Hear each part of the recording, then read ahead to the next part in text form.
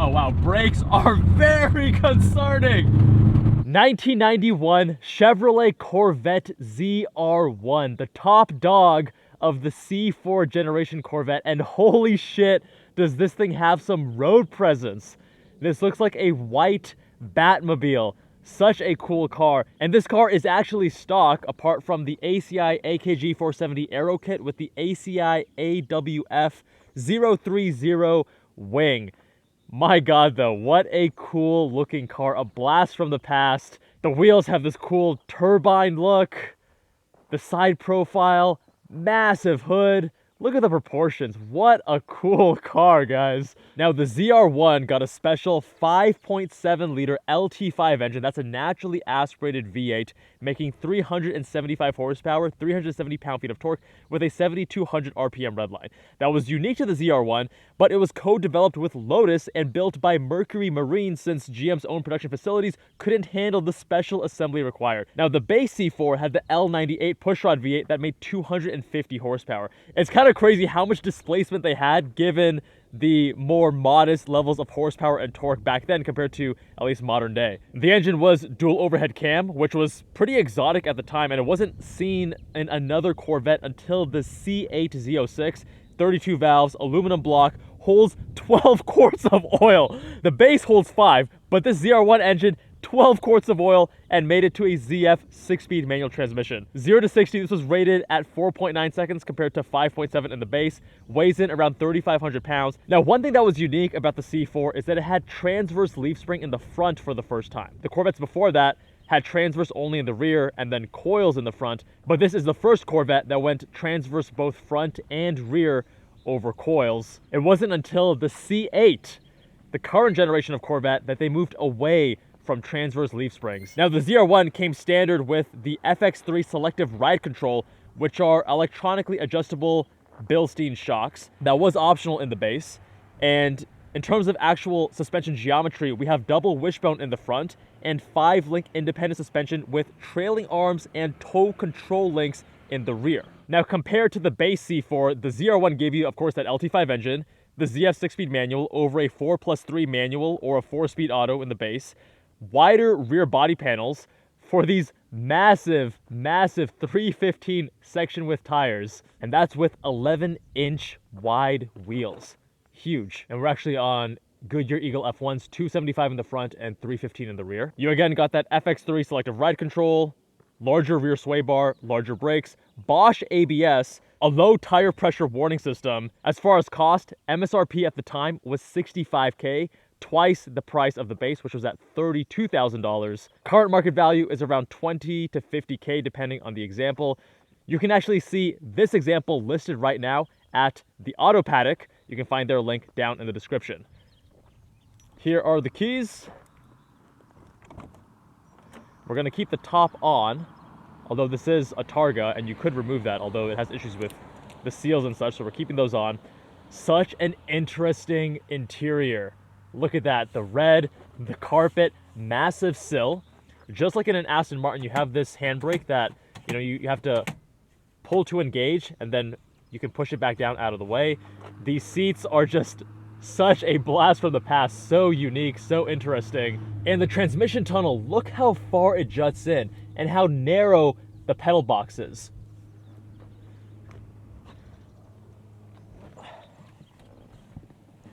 Even when you tilt the wheel, you have this really long rod right here, and then you pull that and set it where you want. It's a little bit too low for me. There we go. Now, even controlling the seats, here's how you control fore and aft and up and down. Really interesting. The ride control is not actually working, so we're just leaving it in sport, the default mode. And then to adjust the seat back, there's this lever here. It is just such a unique cockpit. The dials, the tack.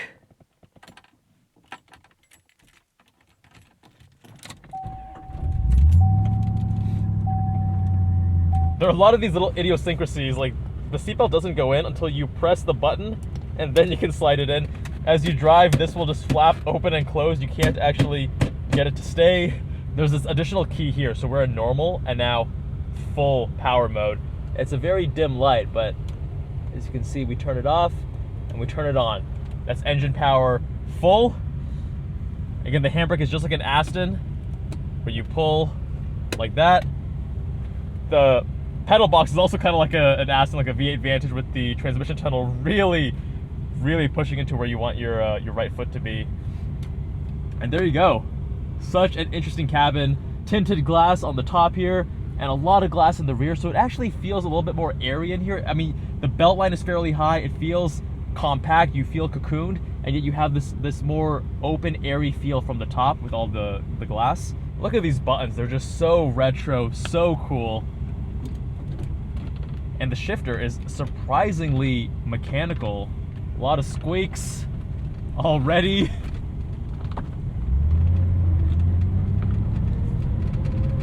The shifter has these massively long throws. Look at that. But fairly tight. Not the crispest between gates, but no lateral slop. Look at this. The steering has a ton of slop though. Hydraulic power assist. I mean, this was competing with cars like the NSX back in the early 90s. Oh wow, brakes are very concerning. Oh god, that is not good. That is not good at all. There's no feel. They're super soft, require a ton of travel. Oh, here we go. I gotta push this down. Tach is not working, as you can tell. Slamming on the brakes. There is no way to even elicit ABS. That was me pushing the brake pedal all the way to the floor. There's no feel.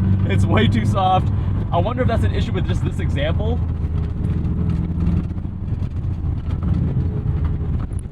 You can feel all that weight in the front. Oh, this thing does not want to turn.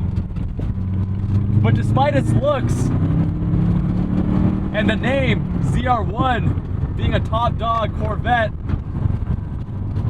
it drives way more GT than sports. And again, part of that is going to be this adaptive suspension is not working right now.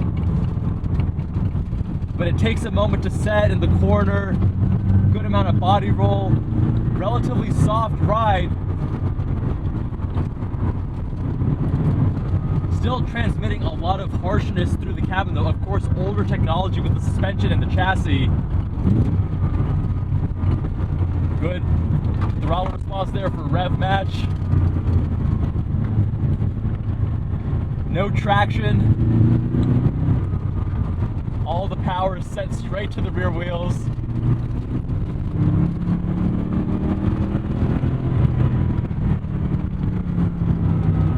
What a car, man. The vibes on this car are definitely up.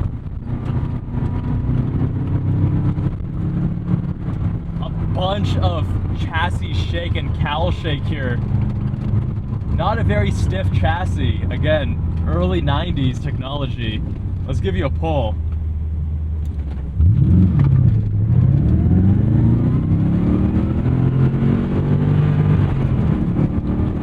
Got to shift based on noise because our tach's not working. Getting early on the brakes because I do not trust them.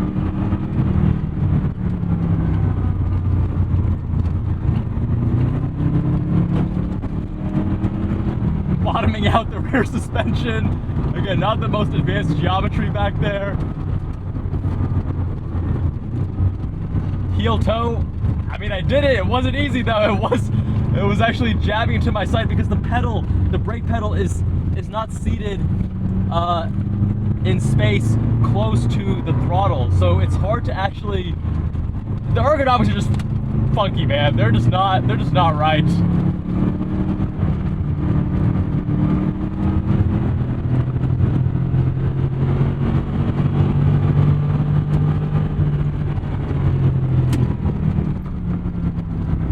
Got that cross-plane crank V8 American rumble.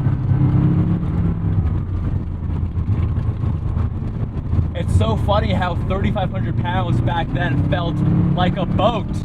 Nowadays, 3,500 pounds is like, that's just average weight. can feel all the weight in the front too. It does not want to turn.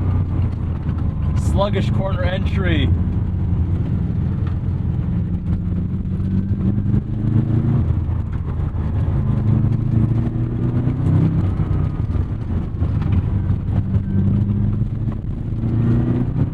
Yeah, feeling a little bit nervous there.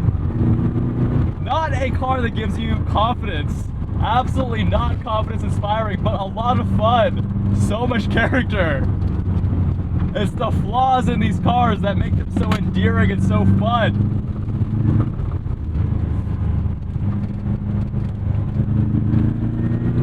And I'm not sure what's going on at a lower RPM. I can't tell you at what RPM given the tach, but the power cuts and then pushes.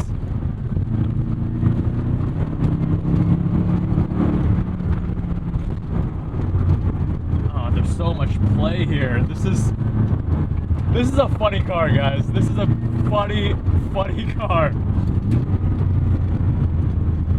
Again, heel toe is not gonna make your feet happy. The throttle pedal is gonna cut into the side of your foot.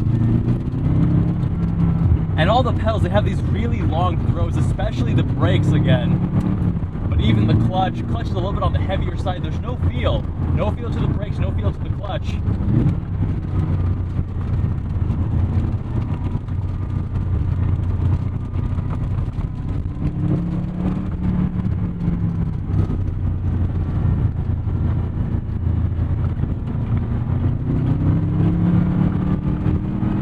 Having hydraulic steering, I'm not getting really much signal through the wheel, just a little bit of noise, some chatter and cowl shake, but not actual, very little useful information through the wheel.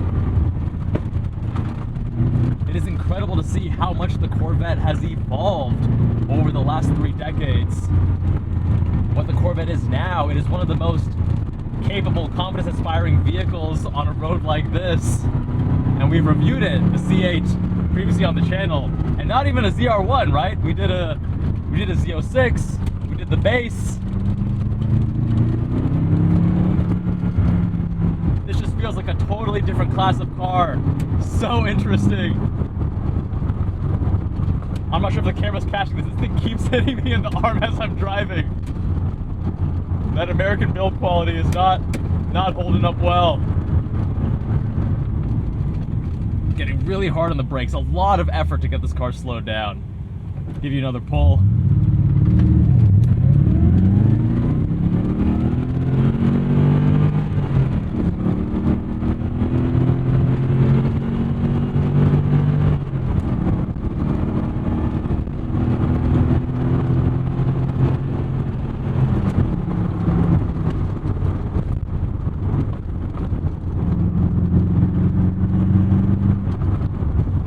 Big displacement, torquey engine, not as much going on at the top end. It fits the car though. The car is much more GT than sports car. And even if the adaptive suspension was working, I still, you know, this car definitely is much more GT. It feels like a Cadillac that is, you know, like a sportier Cadillac, really. And it's just such a cool car, guys. It's surprising that even with power mode engaged, which unlocks the full power, and the dual overhead cam architecture, that it doesn't pull all the way hard to redline. Dual overhead cam engines are typically associated with strong breathing at higher RPMs because you have independent intake and exhaust cams. You can optimize that valve timing and have more aggressive cam profiles. And it's the same reason that high revving legends like the Ferrari F355, Honda NSX, and E46 M3 scream all the way to redline. But yeah, even in full power mode, the power curve flattens and actually slightly drops off after 6,000 RPM, despite the 7,200 RPM redline. Big shout out to Sheldon from the Auto Paddock for letting me review his C4 ZR-1. Let me know what you think with a comment down below. If you want your car reviewed, visit us on JabalAndCars.com. See, that's the handbrake, and then boom, that gets it out of your way so you can step out. Much love, my friends, and I'll see you all in the next one.